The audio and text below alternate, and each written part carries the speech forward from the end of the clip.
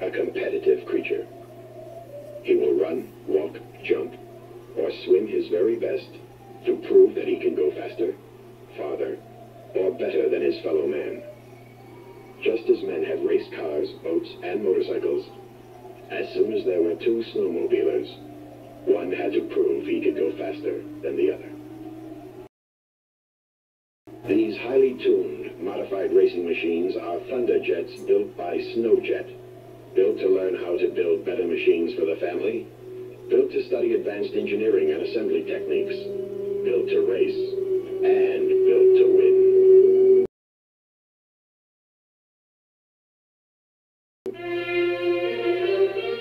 This is a story about snowmobile racing in the winter of 1971-72.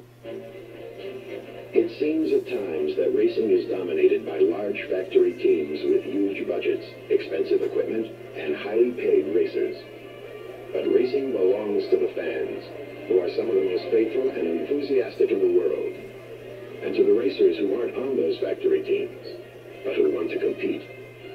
There are men and women who will travel all over North America to go up against the very best, and those who will stay close to home and run against their friends and neighbors.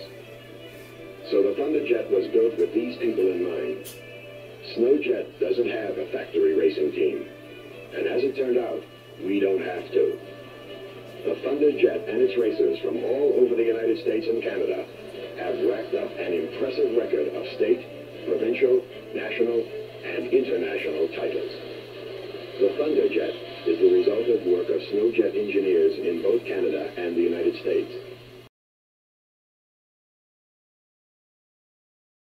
The man in charge of this program is Dwayne Aho. Let's listen to what Dwayne has to say about the 71-72 racing season, how the program got started, and some of its history. SnowJet has been active in racing for many years. Originally, the stock machine did a fine job. We learned 3 years ago that we were not as competitive. We needed certain things. There were certain things that were on all winning machines that we didn't have. Dwayne, I've heard a term quite often, in spending some time around you and other people working on the ThunderJet program. F equals MA. What is F equals MA? What's our secret formula here?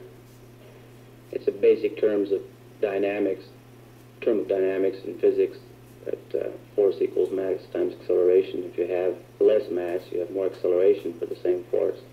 We have competitive engines, we have the same power as anything else, but we can come off the starting line faster or come out of a turn faster if we're lighter weight. It's a basic term for all race equipment. What about the unusual looking chassis on these machines? Is this any different from other racing machines at all? The metal used? Yes, there's a lot of advertising about aircraft aluminum. I believe, would be the only ones using true aircraft aluminum. It's much stronger, heat treated. Well, by achieving a low center of gravity on a machine, what advantages does that give you in specific handling? Well, as in race cars and in standard snowmobiles, you don't want to overturn them with loss of race. The low center of gravity allows you faster turns, better handling in the rough. I've seen the moguls or holes in the snow up to 3 feet deep in cases, and hitting these moguls at 60 to 70 miles an hour, the machine does leave the ground. You don't want to get crossed up, turned around, and you want to stay flat and level. How about the rather unusual engine placement on this machine, forward and quite low and to the left? How did that come about? Part of it was natural, because most oval racing races counterclockwise and move the engine inboard. But the real reason was to enable us to get the weight of the drivetrain down, the driven pulley down, and also to give us a good sweep for our pipes to come out. The very first major race of the season showed what was to come, as SnowJet took 3 first places at Ironwood, Michigan. State championships were won in Montana, Minnesota, Utah, and Wyoming, among others. Provincial titles were won in Saskatchewan, British Columbia, Manitoba, and Quebec. And on to the biggest races in Canada, the Karatha and World Cup races in Peterborough, Ontario. Some of the factory racers were so impressed that they stopped to watch Jim Adama go by. Jim's ThunderJets won more races than any other individual. All Jim did was win 6 out of 9 races that he entered.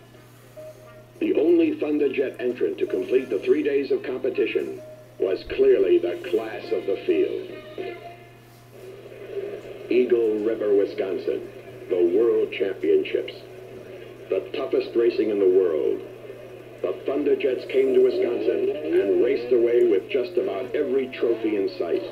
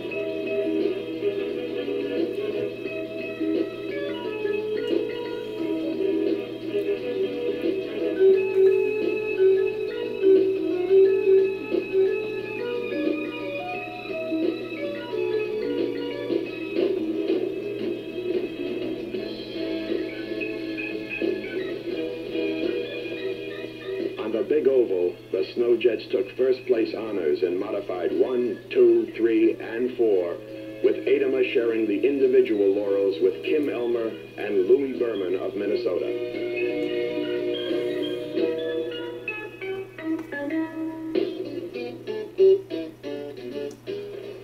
At Boonville, New York, the ThunderJets were shut out in the finals, but did well in the speed trials. Grabbing places in the Open, modified 3 and 4, and winning modified 1.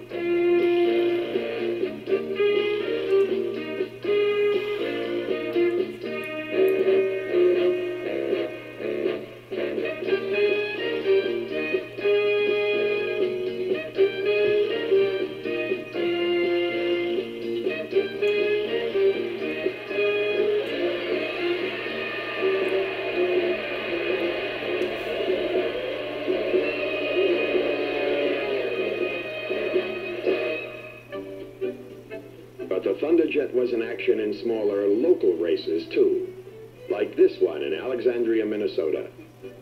Ladies compete in modified competition.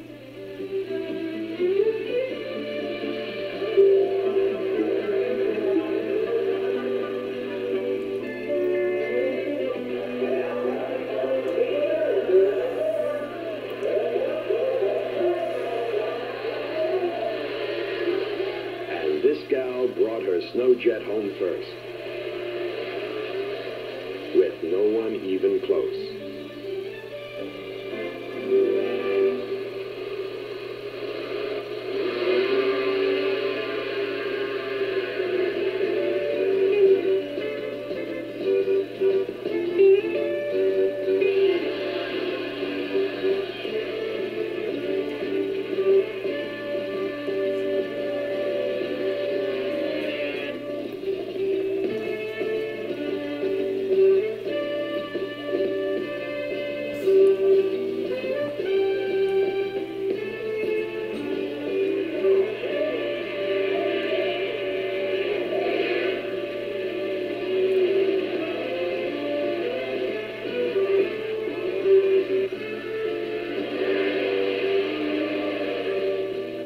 In the big race of the weekend, 17-year-old Kim Elmer took the 800cc class with a 650 machine.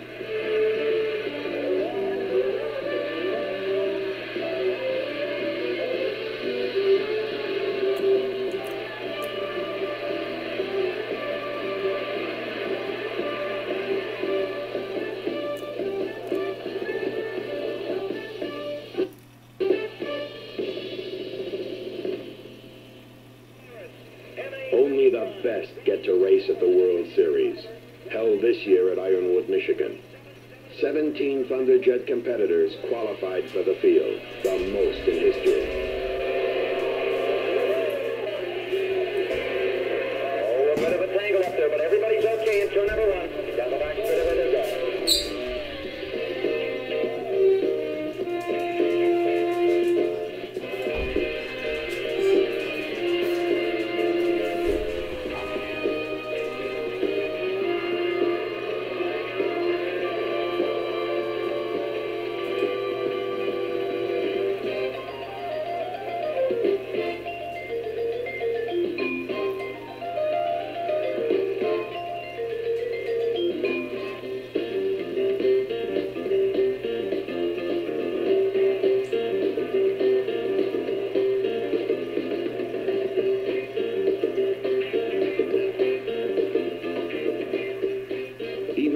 Weather conditions didn't dampen their enthusiasm, although the mud did keep them from a better showing.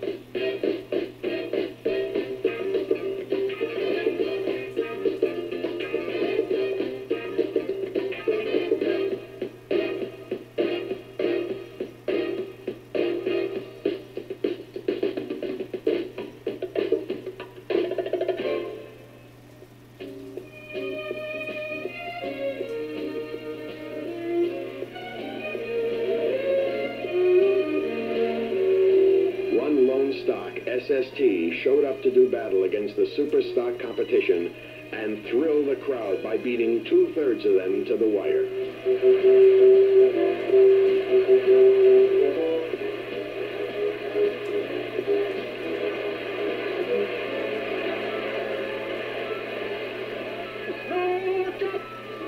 This year came to a close much like it started, but a long way from home. West Yellowstone, Montana, and Jim Adam. He raced his 292cc machine to a first place to close out the best season of racing ever for SnowJet.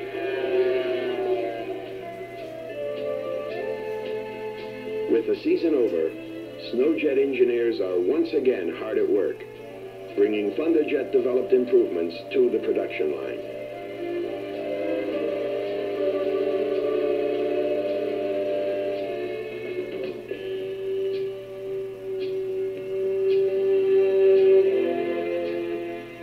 Things like a newly contoured seat for the SST, aluminum tunnel and front engine mounting for the Whisperjet,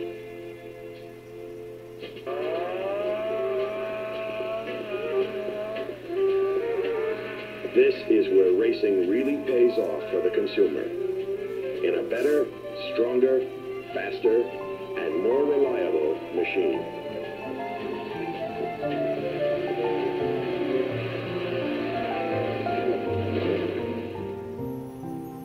This highly successful season of racing under your belt and under the ThunderJets belt, what are some of the things that you're thinking about doing in the future with this program?